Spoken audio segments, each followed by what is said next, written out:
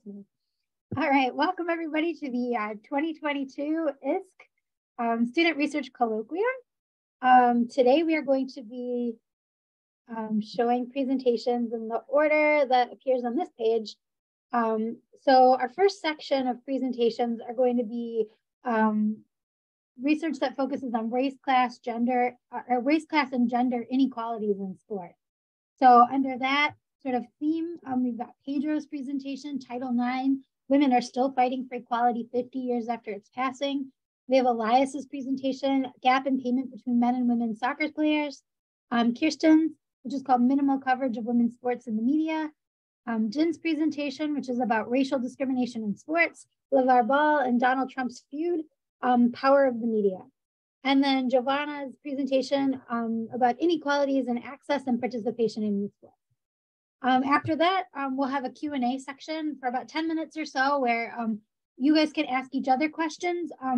Feel free to kind of revert to the more traditional questions. Like if you can't think of anything that's like very specific to, their research process, or, maybe you don't know a lot about that topic yet, other than what you've just learned from watching the presentation. You can always ask how people got like inspired to do research on this, or if they have any kind of personal connection, or, just sort of like those general questions that are good for everyone. And hopefully everyone gets at least one question to answer. And then following that Q&A section, we'll do the second half of the presentation. And these are all on the topic of health and compensation in college and professional sports. So for that section, we've got Anthony's, which is focused on collegiate athletes' mental health. Marcos is also dealing with a very similar topic, collegiate athletes and the mental health crisis. Edgar's looking at name, image, and likeness. And Mateen is focusing on WWE versus the AEW. So after these presentations, we'll also have another Q&A that follows, and then we'll kind of wrap it up from there. So are there any questions before we begin? All right. Then without further ado, I'm going to switch it over to our YouTube channel where these presentations are premiering. So I'm going to just play them all in a row, and then I'll stop after the first 5. And then we'll do our Q&A, and then I'll play the next 4, and then we'll stop, and then we'll finish with the last Q&A section. So you can just, feel free to mute yourself and just watch it like it's TV. It's okay if you want to turn your camera off, as we'll really be focusing on the presentation during this time. Yeah. Also, if you can, just challenge yourself to ask at least one question during each section. So that way, we'll try to get a question for everybody. Oh, sorry, I'm going to optimize it so that everyone can hear the sound.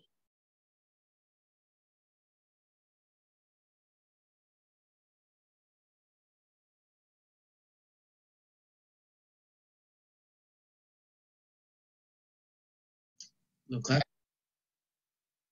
is concerned with pay discrimination. Trying to mute myself, not the TV. No class. My topic today is concerned with pay discrimination and sexual discrimination based on your gender and equal pay scale rights. And my topic is based off the U.S. Women's National Soccer Team versus the U.S. Federation of Soccer. So why do I have a Title IX slide here? Basically, Title IX is an act that was enacted. It was created in 1972 to give student athletes more rights from from sexual assault cases and opportunity to play sports. And this was basically an add-on, an addendum to the 1964 Civil Rights Act. And this ties right into my topic, because this is basically the foundation or framework that the lawyers used when they were presenting their case versus the U.S. against the U.S. Soccer Federation for pay discrimination.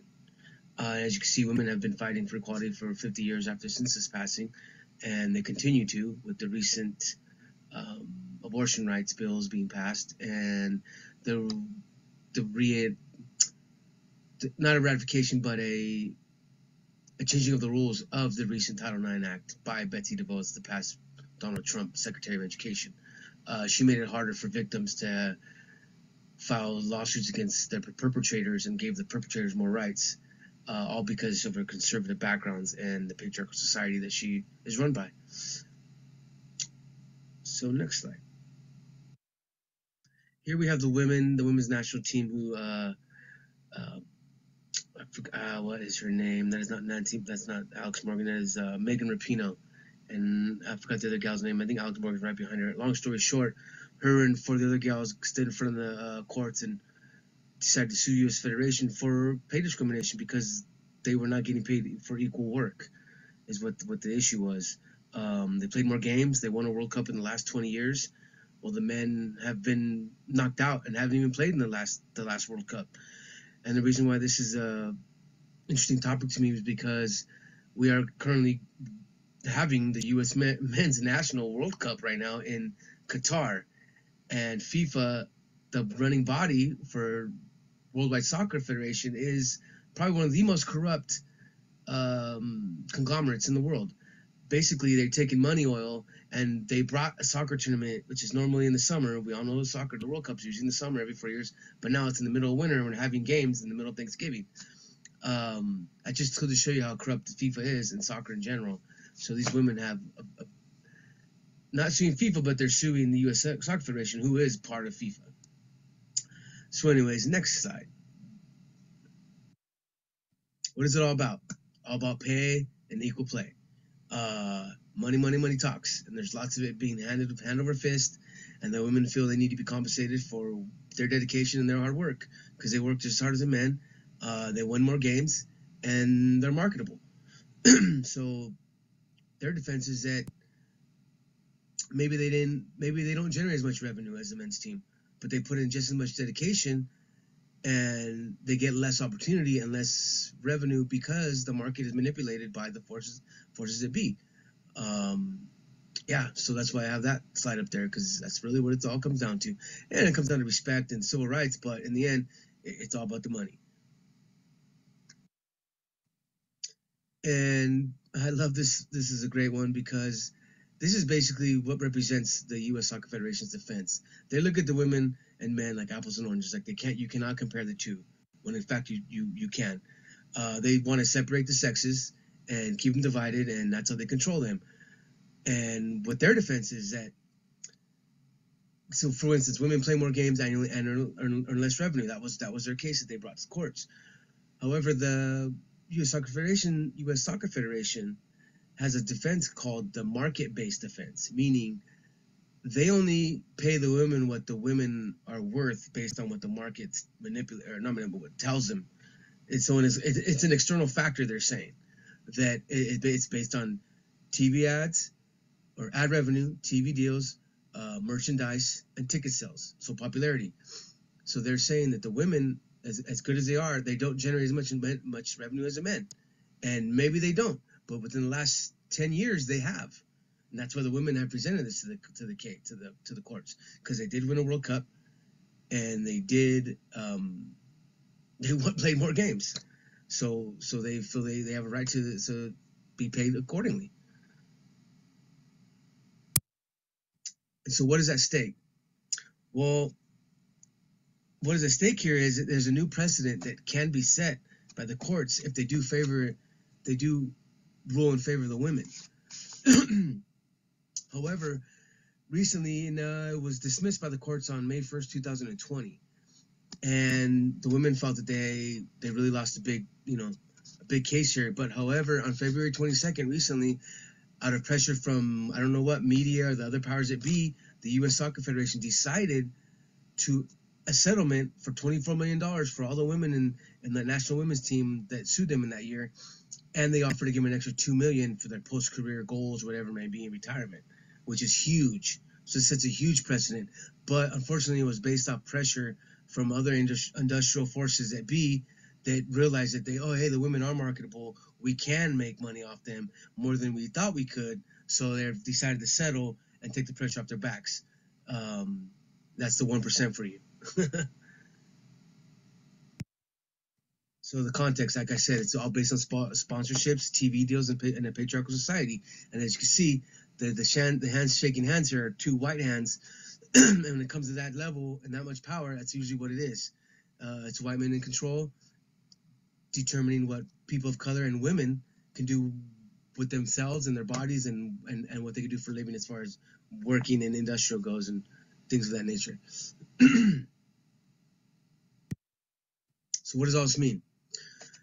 This means that although they did settle, this is just one of a few major sports industries that continue to pay their women less based off the same market defense, like WNBA and WSL, which is the National Women's Soccer League, which is a cousin of MLS. And I believe there's no professional baseball league and there's no professional American football league, because those are those type of industries that continue to dominate and control the media and the influence and hold women down by telling them they can't do certain things, by offering them less opportunity. That's why Title IX was enacted, to provide more opportunity for women to play sports and not be sexually assaulted on campus or even as a student or whatever, you know. And the thing with Betsy DeVos, she reversed all that and she gave less power to the victims, which is usually 85% women, and gave it to the perpetrator. That just goes to tell you that the attack on women still continues.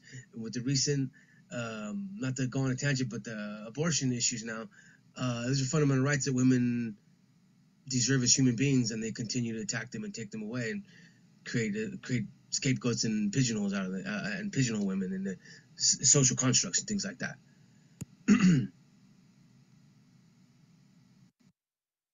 So the new precedent is set.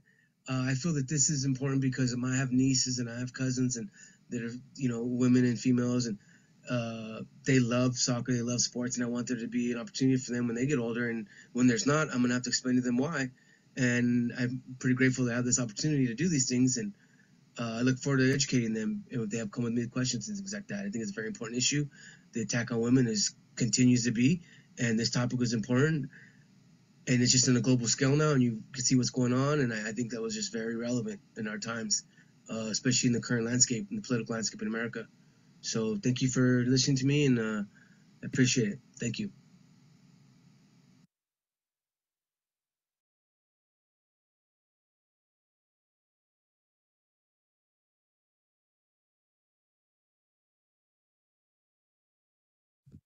My subject is gap in payment between men and women soccer players. This topic is controversial because women are earning minimum salary in soccer. So they are using the famous phrase equal play for equal pay because women are training hard, so they deserve better payment. And there's lack of recognition because the United States women team, they won the tournament in the World Cup 2019. So they decided to fill out a complaint to the Soccer Federation because they deserve better money. And also there's another phrase, we play for a nation that doesn't even know our name, from the women from Germany national team, because they have already won 2 World Cups and 8 times the Euro Cup.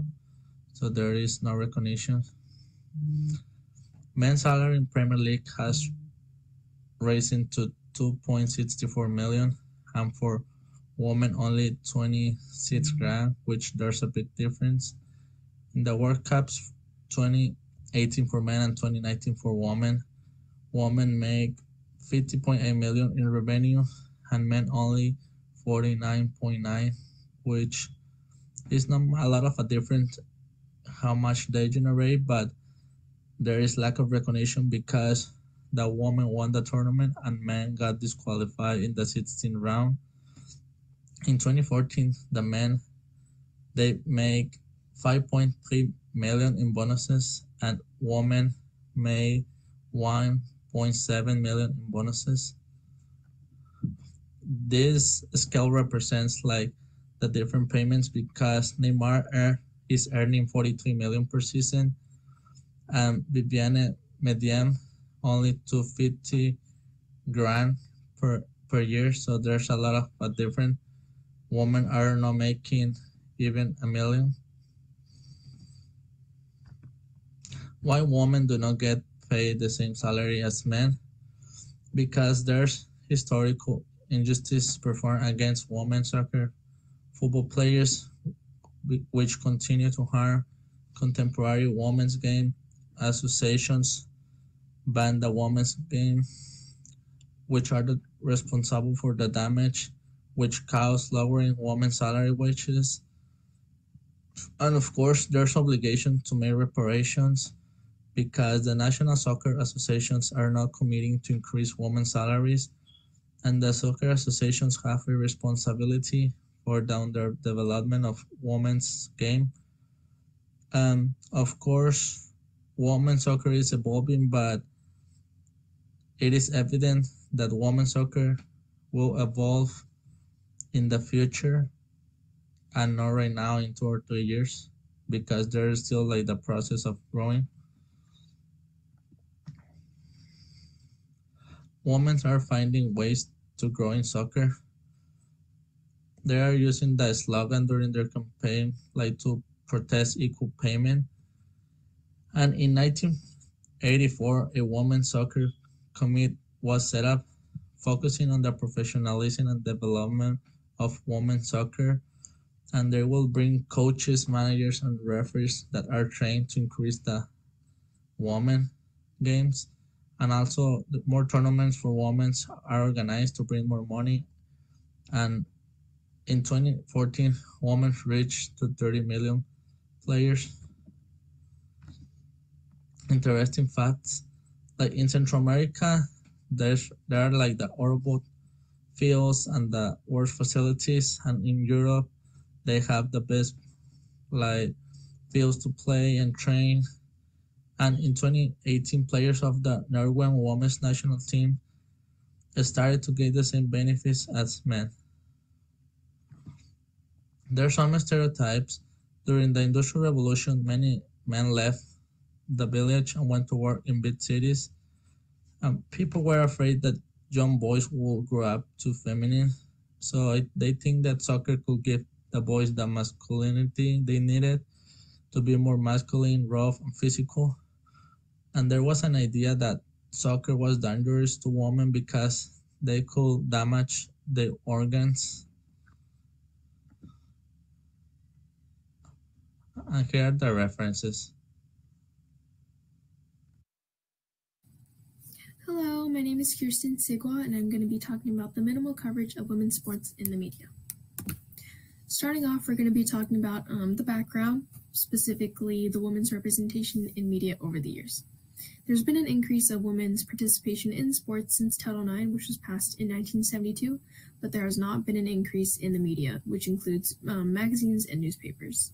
And this increase specifically was starting at 1 in 27 girls that participated to 1 in 3 girls currently in the past 49 years since Title IX was enacted. And then looking at the coverage in 1999 versus 2009, we look at ESPN SportsCenter, and we can see numbers that have decreased in the length of news stories, which went from 4.5% to 3.3%, and then also how often women got featured, which went from 3.2% to 2.3%. And then also looking at SportsCenter again in 2015, along with Fox Sports Live, we see that men's sports took up about 70% of the coverage time. The magnitude of this issue.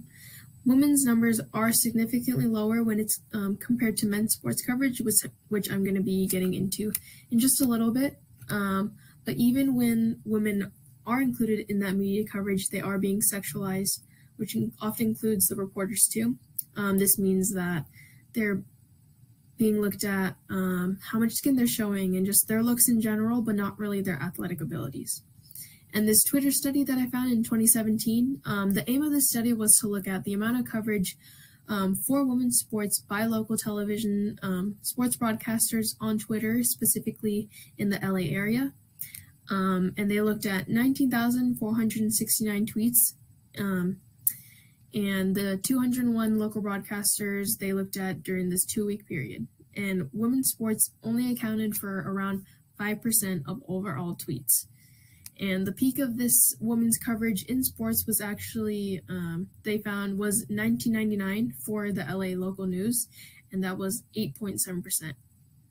And the person who led the study, her name was Cheryl Cookie. She had a quote that said, "We had days where we were collecting data on local news broadcasts or on ESPN SportsCenter, and there would literally be no coverage of women's sports."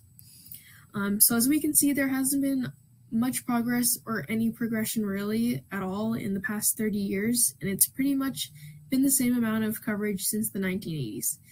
And because of this, lots of women, especially the reporters that I mentioned, they don't think that covering women's sports is pretty beneficial for their career. And this is just an image just of what about my topic and pretty much what I have been talking about. It's the comparison of men's versus women's coverage during the 2013 NCAA basketball. And in the first section, in the main coverage on SportsCenter, we see that the men's basketball had 40 stories, while the women's only had 4 stories. And then in the second highlighted section, which is the ticker coverage, which is the text that runs along the bottom of sports and news stories in general, the men's had 56 stories and the women's only had 7 stories. Now, why does this matter?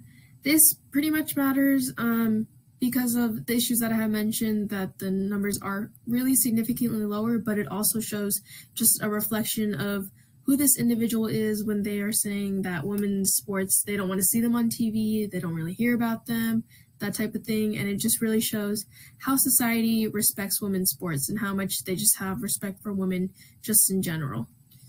And as I have mentioned, no real progression has happened in many, many years, since the 80s pretty much, even though there has been that really high increase of women and girls' participation in sports. And this also matters because when there is that small boost of women's coverage, it really only happens when there's big events. And speaking of those big events, this includes the 2015 FIFA Women's World Cup, which also includes my slide of what to do next / the progression. So during this 2015 FIFA World Cup, there was a huge surge of women's coverage. 124 articles were published that contained in-depth work, and there was a positive shift towards women's representation, but again, it was only during this one small period. This is just one example of just those small, minuscule periods where these shifts did happen. And a more recent thing that actually did happen this year and this month was the Women's Sports Network being launched. And this is the first ever location of media to focus on female-only athletes. And these are soon to be streamed on Freevee, Tubi, Fubo TV, and Smart TVs, and they have lots of partnerships with many women-affiliated groups. But this is just only that one positive shift towards women's coverage, but we still have lots to do, of course. Thank you for listening. Hello, everyone. My name is Dan. Today, I'll be talking about racial discrimination in sports, focusing on the case of Lavabo and Trump, and also analyzing the power of media. The agenda for this talk start off with the introduction, and then I'll go into the main focus of Lavabo and Trump field, and I'll provide some research findings and there'll be references at the end. Introduction.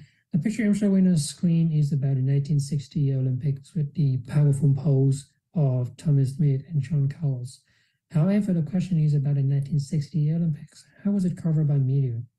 I found that it was live on BBC and covered by news. First off, by ABC News on the podcast. And later, Smith was interviewed by ABC Sport editor Harold Kossel.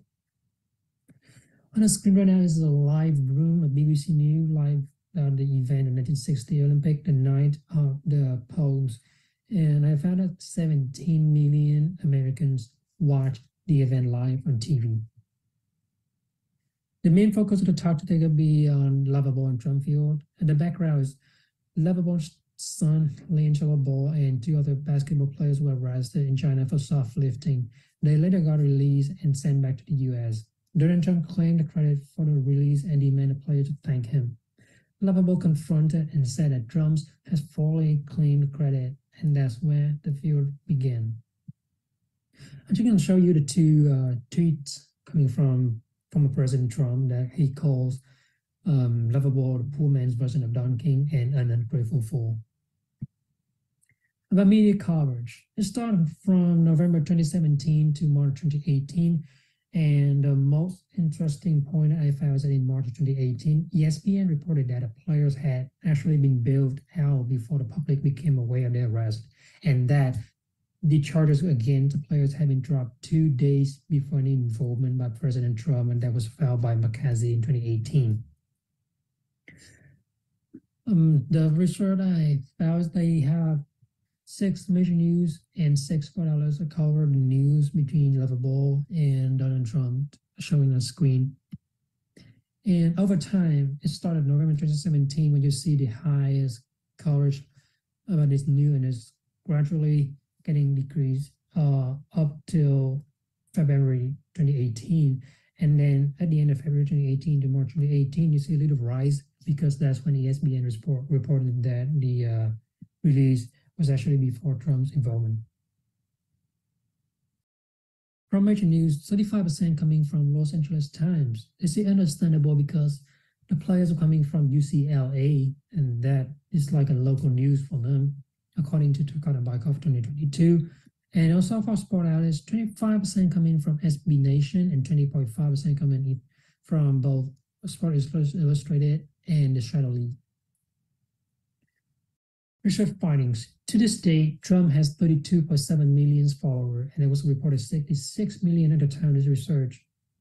Turcotte and Bykov 2022, they found that this is the first time a Black entrepreneur was attacked by Trump. Also, Mastro et al. In 2011, they found that racial minority athletes overrepresented as criminals in news stories, and that crimes linked to Black athletes was portrayed more explicitly and more deleterious societal consequences. Also, Eagleman in 2011 found that while white U.S.-born athletes were depicted as being from stable homes with married parents, while Black U.S.-born athletes were portrayed being reared in a single-parent household in a troubled inner-city neighborhood where the mother the sole parents. March 3rd, 2018, when ESPN reported that Trump has actually not involved, the only mainstream newspaper to cover this fresh twist words like USA Today, the rest decided either to remain silent or ignore the news.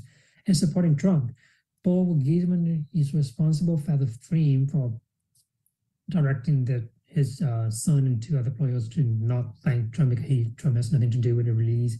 And that was covered by 41% of the articles on the major news and 36% on sport media outlets, according to Turcotte and Bykov 2022. So the takeaway point of my research is that media play a major role in any major event that linked to sports and racial discrimination. So every single thing covered by news that has play an important role in directing the societal perspective on either one individuals or more generally about the whole populations. And again, this is for references of all the research that I have for my talk. Thank you very much for your attention. Hi everyone, my name is Giovanna. I'm a 4th-year sociology student, and I did my research on inequalities in access and participation in youth sports. So my research question is, how does a youth's background influence their access or participation in sports? And before I talk about that, I want to briefly discuss the benefits of playing sports. So there's a large body of research that shows that playing sports is correlated with a lot of educational benefits. The National Center for Educational Statistics found that participating in sports was linked to higher math grades, higher math test scores, higher English grades, and a higher GPA. This was at the high school level, and it was looking at interscholastic sports. And there's various other studies and a lot of other research that shows these same results. Playing sports also has a lot of social benefits, such as improved self-esteem, improved confidence, improved locus of control, which pretty much means that you believe you're in charge of your own destiny, and improved social ties. And this is social ties in all aspects, such as students and parents, students in the school, and parents in the school. And now to talk about who actually has access to those benefits. Through my research, I found that gender, socioeconomic status, and physical literacy tend to impact who participates and who has access. So I found that males, those with high socioeconomic status, which pretty much means those with higher income, higher social class, higher educational attainment, factors like that, and those who are physically literate in competitive sports, which pretty much means those who understand it are more likely to be able to play the sport. So diving a little bit deeper into the gender aspect, the rates of participation at the high school level in the United States are lower for females in every state, and in half of those states, the rate is less than 50%, and that rate gets even smaller when it comes to minority girls. And a reason for this can be that popular sports for girls are often not offered. So through my own small research, I found that in the 2018-2019 school year, 1,464 girls' schools offered basketball, compared to only 8 offered archery and 54 offered gymnastics. And the last two tend to be more popular among girls, yet they're not offered as often compared to other sports. And now to talk about how socioeconomic status affects access. Socioeconomic status affects the type of sport that a youth is more likely to play, the level that they participate in, which could be either local or national. And research also found that access was lower in charter, urban, high poverty, and high minority schools. And another way that socioeconomic status affects access is through the cost. So some costs associated with playing sports are uniform, equipment, mileage, attending games, health insurance, or fundraisers. Next, I want to discuss the type of sports. So in schools, competitive sports tend to be favored over physical activities, even though research shows that more students participate if their school offers intramural sports. And research also shows that the healthiest physical activities are non-competitive and rhythmic, yet schools always tend to offer and lean towards more competitive sports despite these findings. And I think a slide that summarizes the issue well is this one. 7 out of 10 children of families that earn $100,000 or more play sports, compared to only 3 out of 10 children of families earning less than $25,000 play sports. So the issue is inequality. Not everyone has the same access or has the same ability to participate in sports as other people do. So my suggestions based on my research are to increase funding for public school extracurriculars, start favoring all types of physical activities and not only competitive sports, and to get rid of the many barriers that money creates for families that might want to enroll their kids in sports but don't really have that option because of money. Thank you.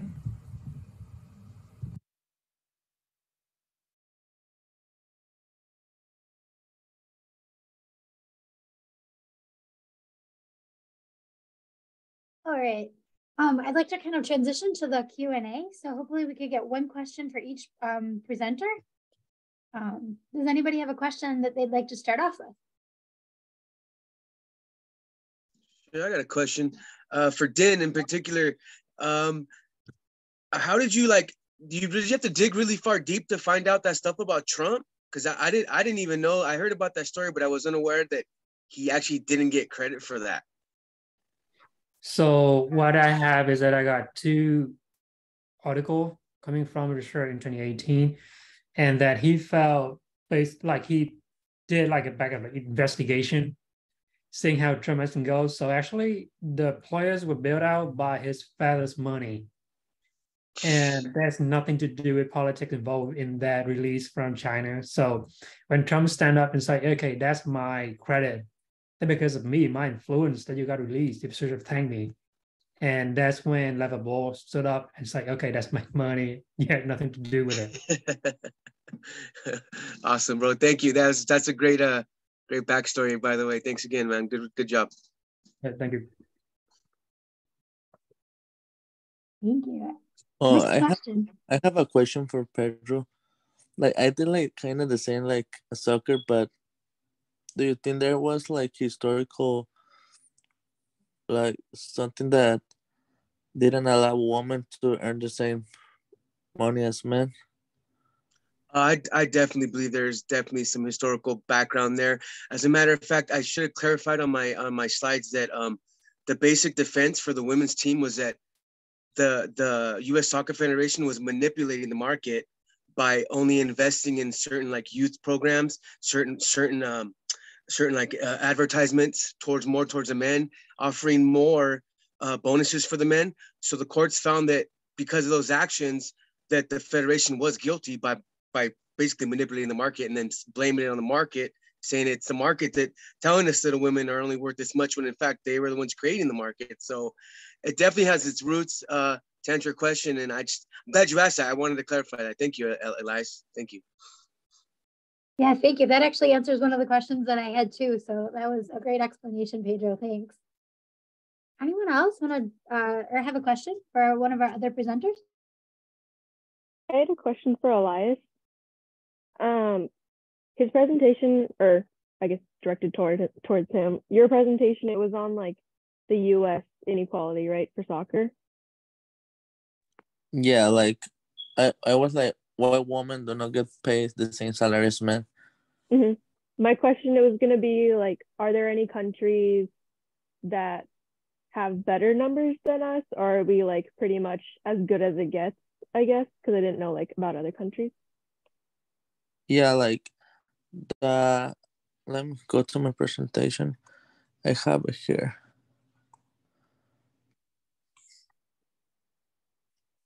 Oh yeah, that Norway's women's national team, they are earning the same salary as men because men are donating 60 grand from commercials and advertisements.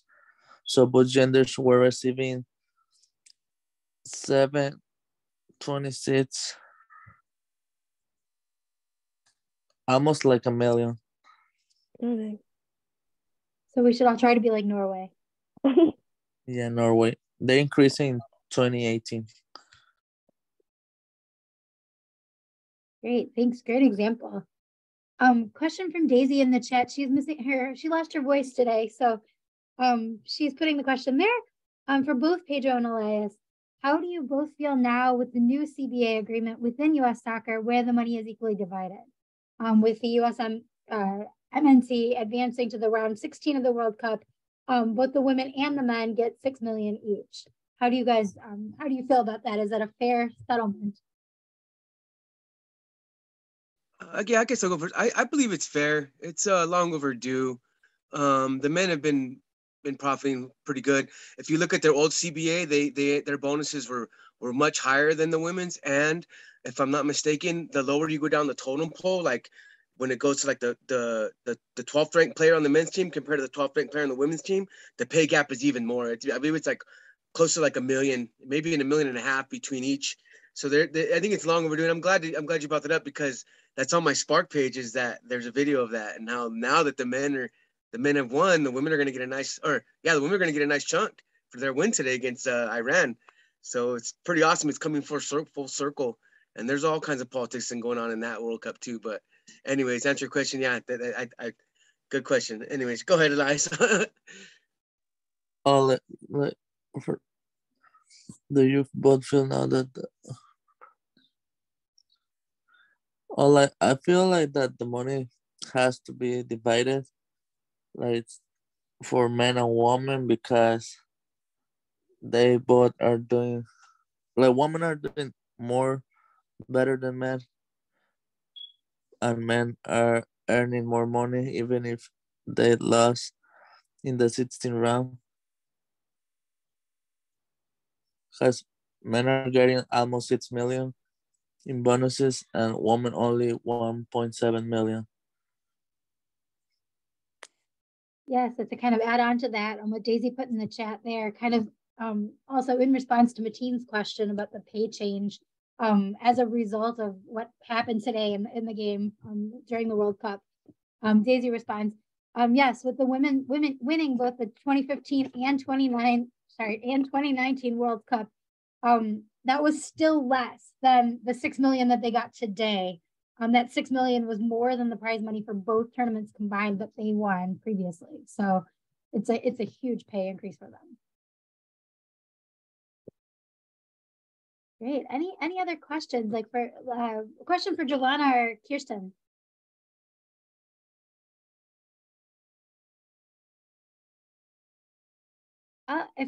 I've got one kind of just at the top of my mind right now, actually, about Giovanna's, because she just went.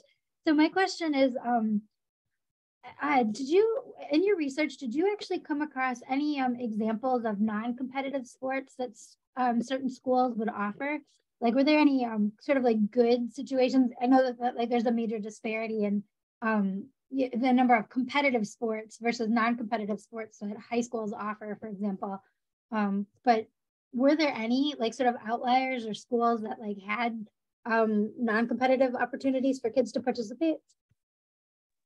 I didn't really look specifically to certain schools, but I know some of the other sports that are more like non-competitive would be like the ones I mentioned for the girls, which are like archery or like like maybe dance or stuff like that that aren't as competitive. But yeah, it was interesting to see when I did do that research to see how much schools favored competitive sports.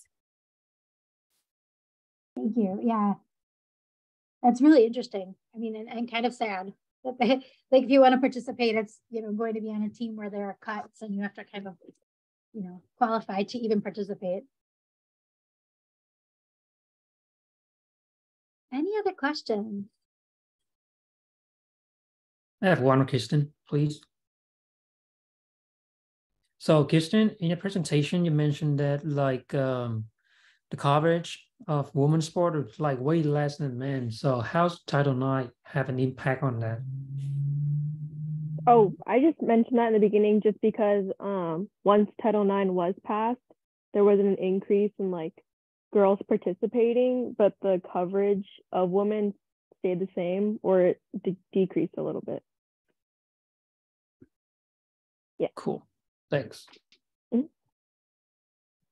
Yeah, and I think it'll be really interesting to see what happens now that we have like the Women's Sports Network and there is starting to be a little bit more media coverage, like if that will actually like change things, like if it's a trend and we'll start to see more. Definitely, and I feel like they should be showing it because like the channels that I mentioned, I've never heard of them, so I feel like they're not like the most popular channels, so hopefully they'll stream them on like more popular news channels that everyone has. Yeah, for sure. Thank you. And then Bettina has a question in the chat. So for youth sports, and this question is for Joanna, for youth sports, are there any sports groups like teams or groups like YMCA or youth centers, like the Teen Center, that provide sports for students? Did you come across any examples of those kind of, you know, organizations? I think there is some organizations that acknowledge the problem.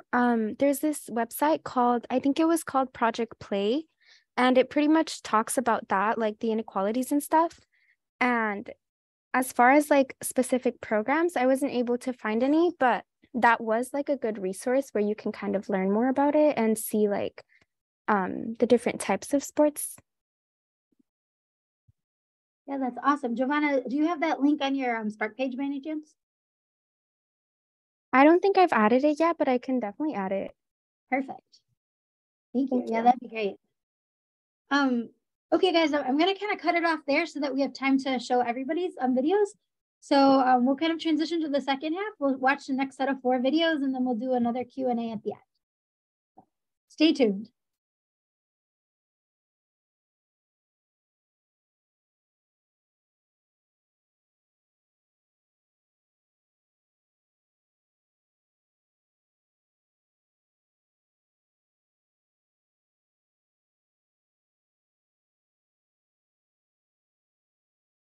Hello, my name is Anthony, and then the topic I had researched would be the collegiate athlete's mental health.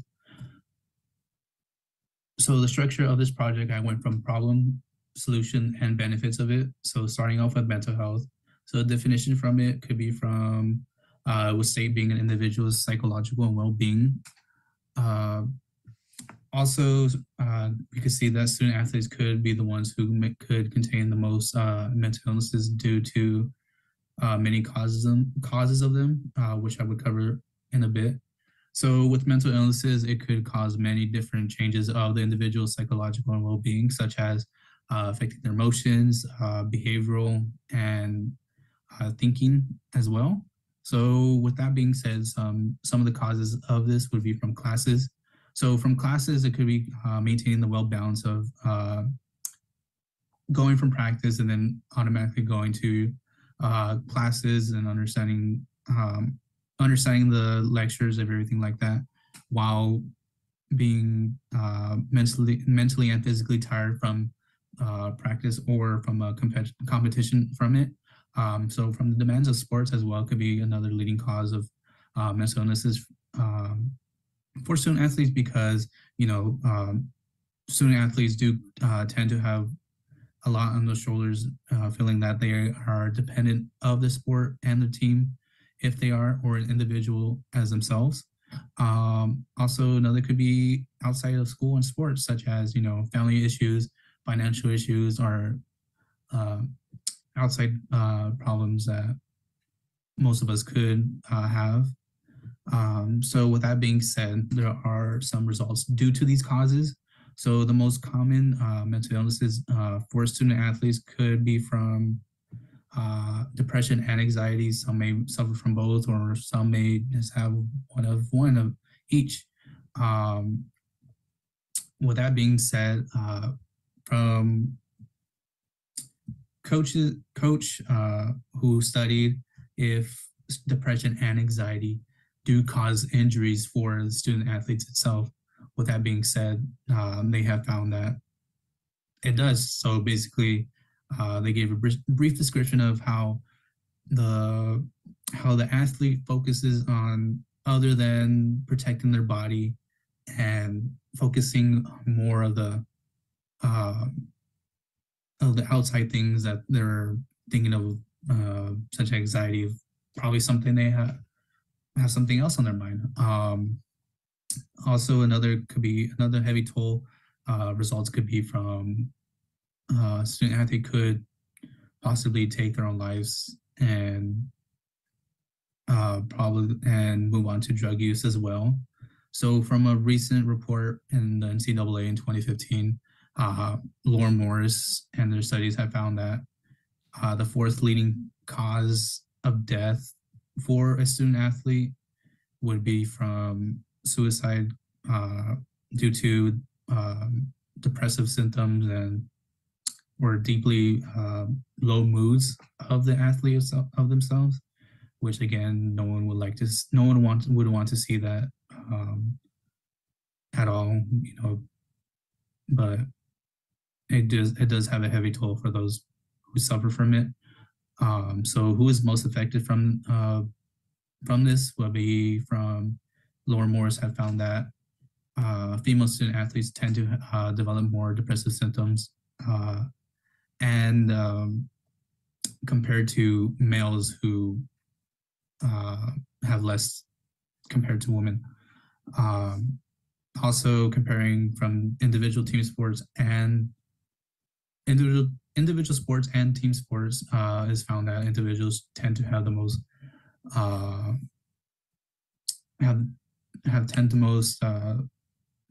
pressure on them, causing them to have more anxiety of their individuals of themselves rather than team sports, due to as a team you have someone next to you and you could count on, and so basically and being supported around.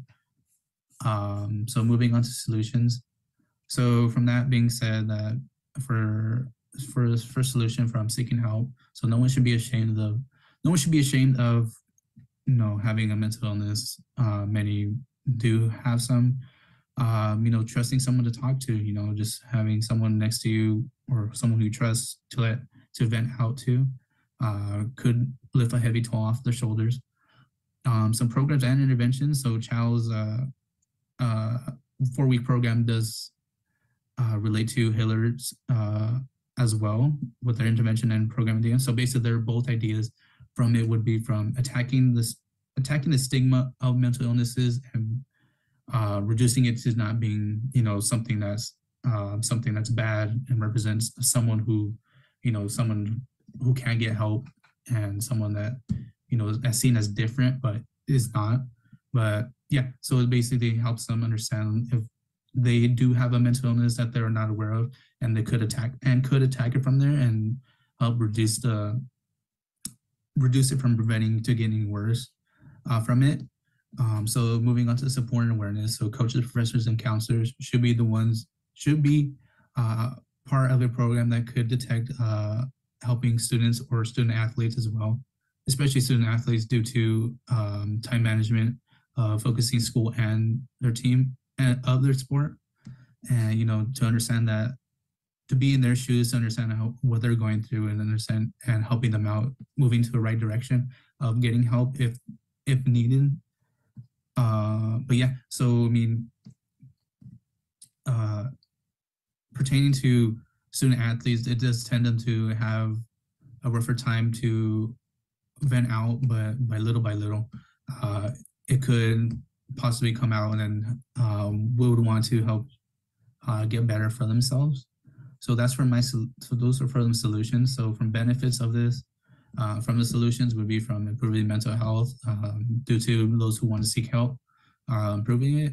Also, those who do seek out help and understand that it does help, they could encourage others as well to seek help as well, to help them out, to improve their health mentally, giving them a healthier lifestyle, such as being more social to your family and friends, or being more outgoing towards it. But the whole point of this research would be that we need to reduce the stigma of mental illnesses not representing it. It should be a bad thing that could represent someone's life, and understanding that that it is something that could be improved, and little by little, it may be time to time, but it is something that we do care about, and we should focus on more than and talk about it more rather than just kind of pushing it to the side. Well, yeah, please, if anyone who's dealing with a mental illness, please seek out help or talk to someone, just try to push yourself little by little to improve yourself. But yeah, that would be concluding my research project. Thank you for listening, and I hope all of you have a great day. Hello, my name is Marcos Lazaro, and today I will be presenting my research on college athletes and the mental health crisis. Between practice and competition, academics, and personal life, a student athlete is at high risk to feel overwhelmed, which can be detrimental to one's mental health. With recent stories regarding the depression and suicides of well-known college athletes, it has come to the public's attention that we must protect an athlete's mental health just as much as their physical health. So my research question is, what makes college athletes more prevalent to mental health issues? And before we go further into the presentation, why is this important? Well, here we have 3 examples regarding the depression and suicides of well-known college athletes. Katie Meyer, Stanford's women's soccer goalkeeper and team captain, died due to suicide on March 1st, 2022. Katie's mother expressed during an interview, "There is anxiety and there is stress to be perfect, to be the best, to be number one." Sarah Scholes was a track star at the University of Wisconsin, who competed on both the cross-country and track teams. Sarah took her own life on April 13, 2022. Her family posted, "Balancing athletics, academics, and the demands of everyday life overwhelmed her in a single desperate moment." Lauren Burnett played on the women's softball team at James Madison University. She died at just 20 years old from suicide on April 26, 2022. Katie, Sarah, and Lauren are just 3 of the thousands of college athletes struggling with mental health. In many cases, no one sees their distress and agony. The American Foundation for Suicide Prevention reported that suicide is the 2nd most common cause of death among college students. An NCAA study found 30% of surveyed athletes feeling extremely overwhelmed, with nearly 25% feeling mentally exhausted. Although it is common for college students to feel overwhelmed with class load, studies show that signs of depression are considerably higher in college athletes. A national college health assessment reported about 31% of male and 48% of female NCAA student athletes reported having depression or anxiety. Being a college athlete is in no way easy. These athletes have to manage practices, games, recovery, and more, along with the everyday college student routine.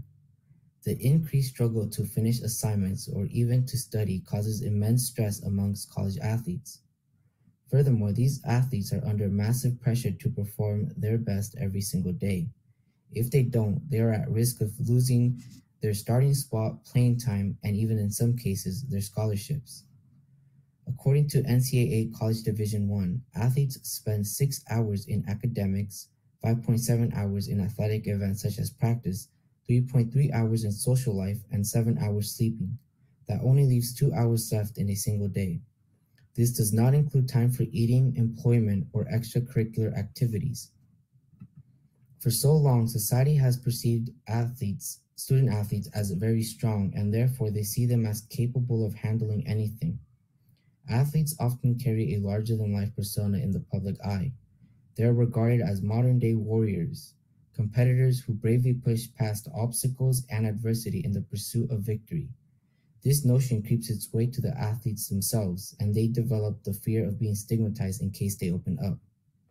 My research findings conclude that only 10% of student athletes experiencing anxiety or depression seek professional help, compared to 30% of non-student athletes. Stigma has been implicated as the main barrier to student athletes seeking mental health care. So what can we do to break the stigma and bring awareness to college athletes struggling with mental health problems? Athletic administrations and coaches must adopt a mechanism of investing in athletes' mental health as much as they invest in their physical health. Allow athletes to voice when they are struggling by establishing a safe environment that is open to these kinds of discussions. It is important to create a healthy relationship with your players where they feel comfortable coming to you with these issues when they feel necessary. As a society, we must make time to develop well-rounded humans, not just athletes. Be able to provide encouragement, support, and suggestions to athletes who are struggling. Athletes need to feel they are valued as a person more than they are valued as an athlete. At the end of the day, student athletes are also people who deserve the proper treatment to ensure a happy and healthy experience. Thank you, and this concludes my presentation. Name, image, and likeness. What if you could earn money based on these 3 different attributes? Well, it may sound crazy to you, but this is the reality for many NCAA athletes as of July 1st, 2021. That is when the NCAA introduced an interim policy which would allow college athletes to receive compensation for their name, image, and likeness. At the current moment, there is no federal law regarding the NIL policy, but we do have states who are proposing and passing their own laws regarding the NIL policy. And for states with no current law, they can still operate on the basis of the new policy as long as they follow a guideline constructed by the NCAA. As for the colleges and universities, they are involved in the NIL policy process making. They are responsible for tracking and also overseeing all of the NIL activity within its institution. What the NIL policy does for college athletes is provide them with financial opportunities. These opportunities will come in many different forms. So a bunch includes such as sponsorships, merchandise, entrepreneurships, advertisements, financial contracts, and even content creation. The market for these financial opportunities is wonderful for college athletes, but they are still being highly advised to seek a team of professionals that could really help them understand many of these offers before they accept them. Because after all, these offers do provide compensation for them, but in exchange for some sort of work. So these college athletes need to be aware of what they're getting themselves into. But you might be thinking, this sounds a little too good to be true. Is there a catch? The NIL policy doesn't really have any unfairness. It is allowing college athletes to basically capitalize on their name, image, and likeness. But some athletes might have more potential than others. For example, take a superstar athlete. They might have attention from the media that would give him some leverage at receiving maybe higher or more deals regarding compensation compared to someone who's just an NCAA athlete. But this isn't the point of the NIL policy. What it really boils down to is how marketable you are as an NCAA athlete. Let's say you're a really good-looking individual, right? If you really put yourself out there, you could find deals regarding modeling or maybe advertisements.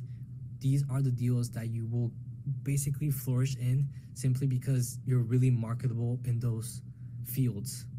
Even then, if you have perhaps a social media presence or even a big following, you might be even more successful at getting more deals for compensation because these companies are also looking for individuals that might be able to promote a certain product or a certain equipment, and you just fit that mold really well.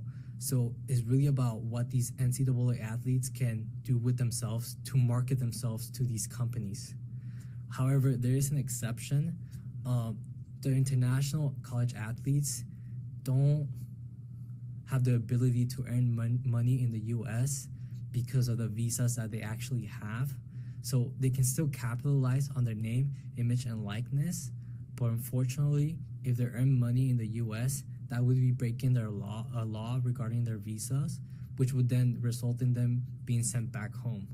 So there is an exception there, but nevertheless, all of these athletes can benefit from the NIL policy.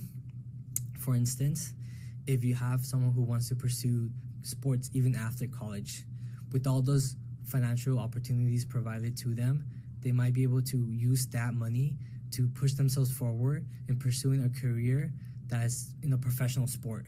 But if they don't want to continue sports, perhaps, right, they can still invest in themselves and develop as an entrepreneur. And lastly, if they're an international student, they can actually benefit from this in the sense that they found a loophole that allows them to capitalize on their name, image, and likeness, as long as those funds are going to an organization that is like a charity, they can still earn that money. So international students can still benefit in a way because they can still earn money and send that money towards somewhere that really means something to them.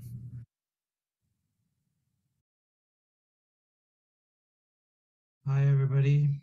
I'm talking about WWE versus AEW regarding how those two companies went butting against each other when coronavirus happened back in 2020.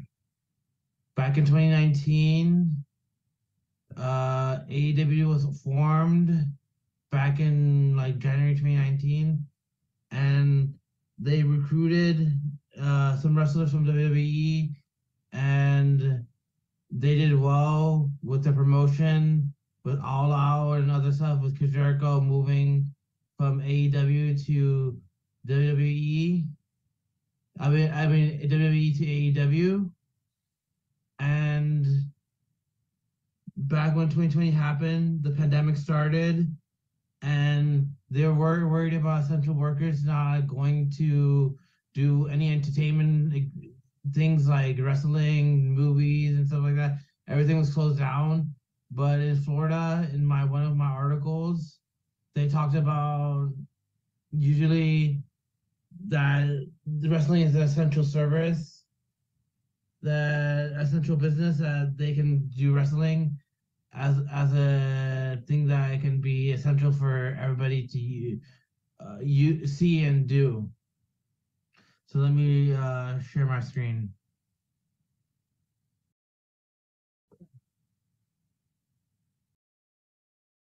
Right now, I'm talking about how did COVID-19 affect wrestling for 2020 in Laos? Amid the transition to wrestling travel without make the rally count because of the pandemic. Chris Jericho left WWE because of the disagreement of how wrestling should be like, and decided that AD was a better option for his wrestling career. One of this is the videos that you should see. Chris Jericho, what led to AEW signing Chris McMahon, WWE, Double or Nothing. It's a podcast on YouTube. Why is it important? Because wrestling is a big part of the entertainment in our country and all around the world. And if you want to know about how the formation of AEW started, you should watch this Before the Bell, story of all elite wrestling.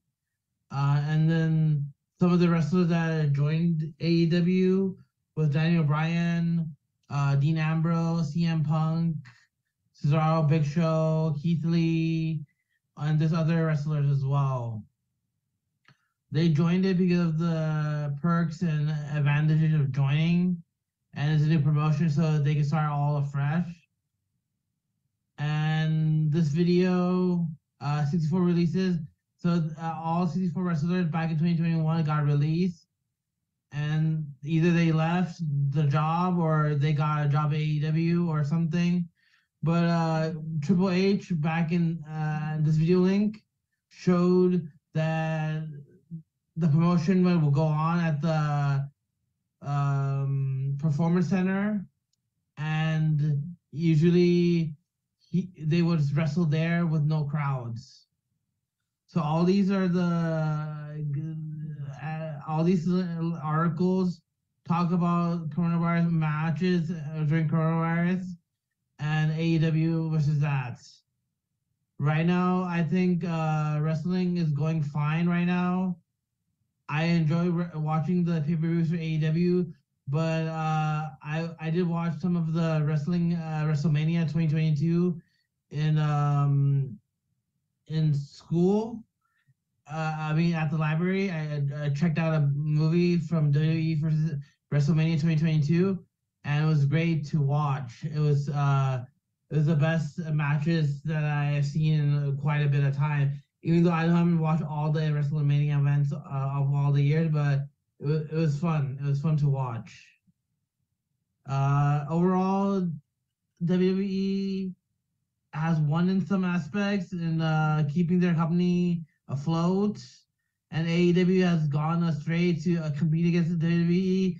But I think whatever you prefer, if you can't find your wrestler in WWE, most likely they'll be in an independent circle or in AEW. So that's what I wanted to show you about the wrestling, how it went from the COVID pandemic to now. And that's it for now. Thank you, guys. Hope to meet you guys, see you guys later. Bye.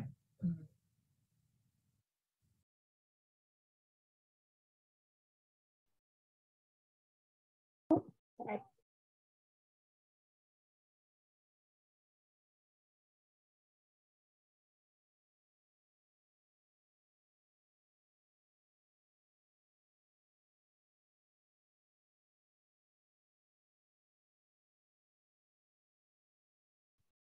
Sorry, trying to get YouTube to go away. Thank you so much to our presenters. I learned a ton in that segment. So again, I'd like to kind of turn it over to you guys to ask some questions of the four presenters that we just watched. Yeah, I have a question. My question is for Edgar. He did the NIL, right? I believe. Is that Edgar? Okay. Regarding the NIL, is there? I know NCAA was fighting it for a while, but is it gonna affect any students like scholarships in the future, like coming from the universities themselves, or does it not matter? I know there's some pretty gnarly NIL deals going on right now, so I was just curious if that might have any effect there in the future. So I didn't get into it as much, but that's a really great question. Regarding scholarships, those won't be affected as much. But when you mentioned like the crazy deals that they have right now, that's very, very true. There's a lot of crazy deals out there for students. So they're questioning whether these deals, so there's a really like broad line of like, are these deals influencing students' decisions for going to these schools, right? Because that's the line you can't cross, because you're basically endorsing them to go to the school. However, there's deals where it's like, oh, we're going to invest within this school this much money, but they don't say it's going specifically for people, but they do make that public. So then more people are like, oh, this school is receiving a lot of money. Maybe I might lean towards there if I have an opportunity, right? So they are investing a lot in terms of like these deals are really for the most part, they're really, really well. But as I mentioned before, they should really look into it before they accept any offers, because a lot of times, like I mentioned, it's not just free money like scholarships. You are meant to do some sort of work for exchange of that deal. So you really need to know what you're getting yourself into. And as I mentioned, having a professional team to be there and help you out and like figure things out is really necessary for some of these big players. But yeah, apart from scholarships, they won't be affected, but there'll definitely be more financial opportunities for students. Wow. Awesome. Thank you, Edgar. Well done. Anytime.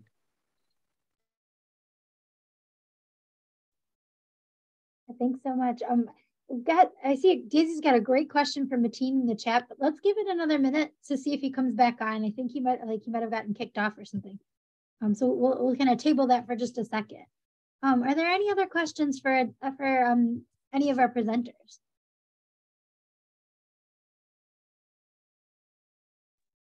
I'm not sure, is Marco here? Or Marcos? Looks like Marco's dropped off too, I think. I think some people have other commitments and they maybe were not able to make the full hour and a half. And so it looks like since we're a little bit over our scheduled normal time. I just want to, it's no more a question but a comment. I think his usage of those 3 examples from the start were really a good way to pull in people's hearts, I guess, in a way, because it's something very serious. And, you know, the fact that they're so close to the present right now was really good in my opinion. So I just wanted to say that. Yeah, actually, I've got to kind of build on that. I agree with you. I think those are really powerful examples. And so for both Marcos and Anthony, I was kind of wondering, what do you have any hypotheses about why female athletes tend to be more impacted by the pressures of being a collegiate athlete? Why are they more predisposed to committing suicide or struggling with mental health issues? Anthony, did you come across anything in your research that would give you insight into that? For that example I gave for that, how women are more to have developed more psychological disorders compared to men, they really specifically said why for a reason. I mean, or for like my I guess would be probably due to neurological problem, perhaps, maybe, but also maybe gender could probably fit into it too as well. Yeah, honestly, it really didn't really say anything much about how females are more affected than men necessarily. Sure. Yeah. No, I mean, I was just kind of maybe asking for more speculation, but yeah, I mean, it could be like an organic thing, like maybe there's hormones or something are causing the neurological differences or something. It's possible. I mean, women and men have different hormones, so yeah, for sure. Thank you. Thanks for that answer. Again, we've got some great questions from Mateen. Hopefully he's able to join us again. I'll definitely make sure that I can forward those questions for him, though, if not. Any other questions for our other presenters? Or